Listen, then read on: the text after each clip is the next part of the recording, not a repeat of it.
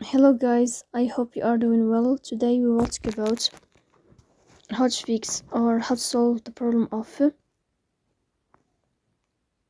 quality on the application of Stumble Guys. You will click on settings, then we click on apps, default apps, app settings. In this page here you will search about Stumble Guys and you will click. After that you will click on first stop and you will click OK.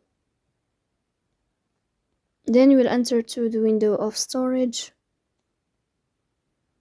Here you will click on clear cache. Then you will turn off your Wi-Fi and you will turn on your Wi-Fi again to fix that problem.